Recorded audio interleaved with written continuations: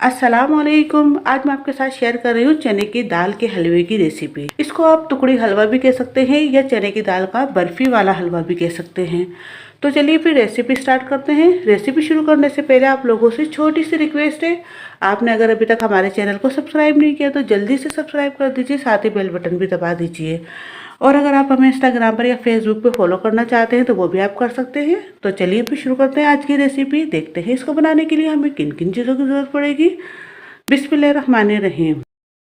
2 cup यहाँ पर हमने चने की दाल ली है। उसको 2 घंटे पहले हमने पानी के अंदर भिगो दिया था। ये अच्छे से भीग चुकी है। 250 लीटर दूध है, 1 कप घी है, 1 कप ड्राई मिल्क पाउडर है, 1 कप कोकोनट पाउडर है, 1 टीस्पून ग्रीन कार्डेमम पाउडर यानी हरी इलायची पाउडर है। और ड्राई फ्रूट आप कोई भी अपनी मर्जी के ले सकते हैं। यहाँ पर हमने अखरोट और बादाम लिए हैं। 1 कप अखरोट लिए हैं और 1 कप बादाम लिए हैं। उसको छोटा छोटा हमने कट कर लिया। 2 कप चीनी है। चीनी भी आप अपने टेस्ट के हिसाब से कभी या बढ़ती कर सकते हैं। इस वक्त हमने बिल्कुल परफेक्ट क्वांटिटी ली है चीनी की। सबसे पहले हम दूध डाल लेंगे। अब हम चने की दाल डाल लेते हैं। इसको हमने 2 घंटे पहले पानी में भिगो दिया था, इसलिए पकने में ये ज़्यादा टाइम नहीं लेगी। तकरीबन 15 से 20 मिनट में ये अच्छे से गल जाएगी। अब हम इसे कवर कर देते हैं और फ्लेम को हमने लो पर रखकर इसको पकाना है, यानी गैस को हम लो पे रखकर इसको पकाएंगे 15 से 20 मिनट के लिए। 15 से 20 मिनट में ये अच्छे से गल जाएगी। आपने बीच बीच में चेक करते रहना है क्योंकि इसके अंदर दूध डाला हुआ है कि दूध उबल के बाहर ना आ जाए। आप चाहे तो इसको खुले में भी पका सकते हैं। बस सिंपल आपने इसको गलाना है। जब दाल गल जाएगी तो इसको हम देखेंगे। 15 मिनट हो चुके हैं, इसको हम देख लेते हैं।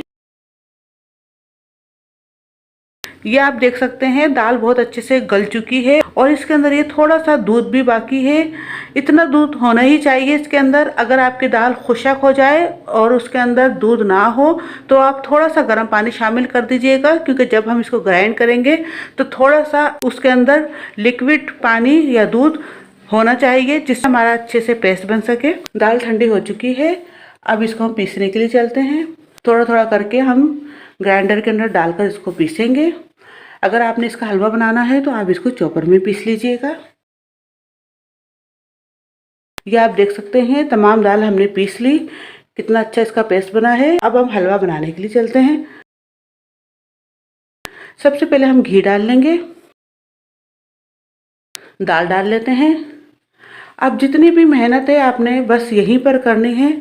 आपने बहुत अच्छी तरीके से इसको घी के अंदर भूनना है। अब हमने मीडियम टू लो फ्लेम पर इसको रखकर भूनना है, यानी कि मीडियम से थोड़ा कम और लो से थोड़ा ज़्यादा रखकर हम इसको भूनेंगे और कंटिन्यू इसी तरीके से चमचे चलाते हुए भूनेंगे कि इसका जितना भी पानी है तमाम खुशक हो जाए और इसमें बहुत अच्छे से एक हलवे वाली खुशबू आने लगे।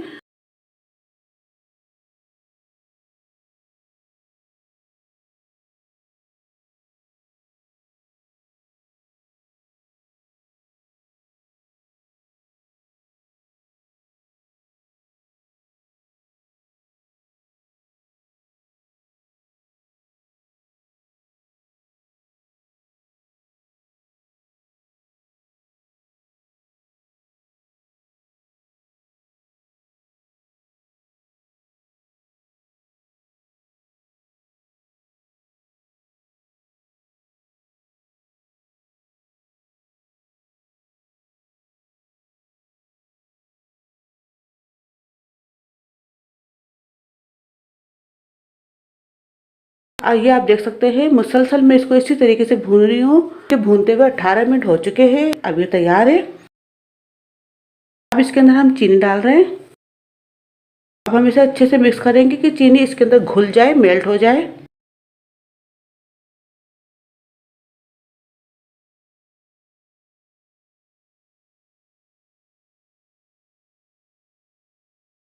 चीनी मेल्ट हो चुकी है।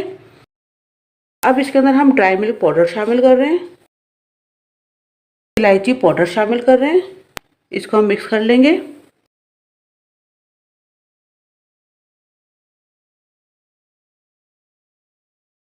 कोकोनट पाउडर शामिल कर रहे हैं।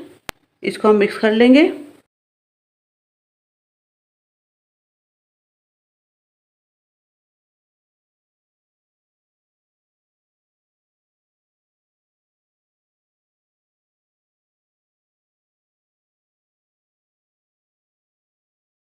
ये तमाम मिक्स हो गए।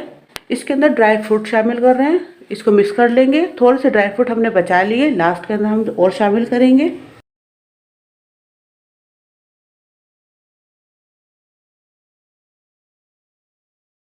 अब ये हमारा हलवा रेडी है।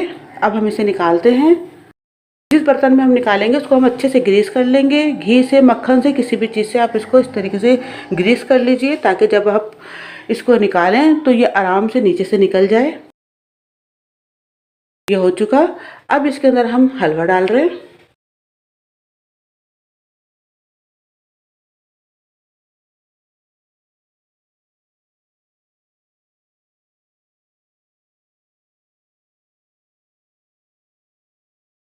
इसको अच्छे से फैला लेंगे किसी भी चमचे की मदद से, किसी भी चीज़ से आप इसको फैला लें क्योंकि इस वक्त ये थोड़ा सा गर्म हो रहा है।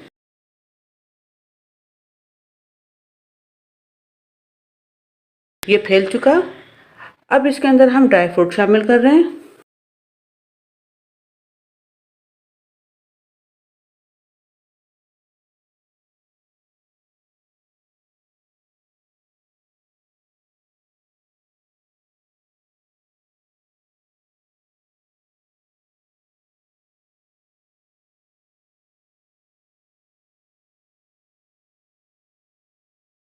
इस तरीके से हाथ से हम अच्छे से इसको फैला लेंगे। ये फैल चुके। अब हम इसे 1 से 1.5 घंटे के लिए रख देंगे ताकि ये अच्छे से जम जाए। इसके बाद हम इसकी टुकड़ियाँ करेंगे। ये अच्छे से जम चुका है। अब हम इसे टुकड़ियाँ करते हैं।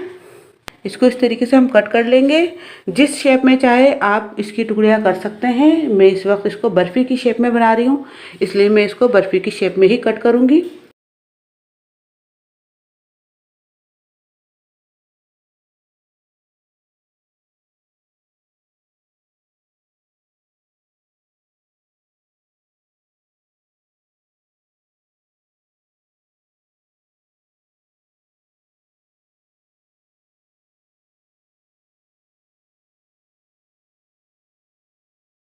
ये आप देख सकते हैं कितनी अच्छी सी इसकी ये बर्फ़ी निकली है। आप इसको ज़रूर ट्राई कीजिएगा। अगर आपको मेरी रेसिपी अच्छी लगे तो लाइक कीजिए, अपने दोस्तों के साथ शेयर कीजिए। सब्सक्राइब करना बिल्कुल भी मत भूलिए। साथ ही बेल बटन है वो भी दबा दीजिए ताकि मेरी तमाम आने वाली वीडियोस आपको फौरी मिल सकें। और अगर आप हमें इंस्टाग्राम पर या फेसबुक पे फॉलो करना चाहते हैं तो वो भी आप कर सकते हैं। और अगर आप लोगों की कोई फरमाइश है तो वो भी आप कह दीजिएगा। बहुत बहुत दुआ में याद रखिएगा। इजाज़त दीजिए। अल्लाह हाफिज़। अगर आपने अभी तक हमारे YouTube चैनल को सब्सक्राइब नहीं किया तो इस बटन को क्लिक करके सब्सक्राइब कर दीजिए।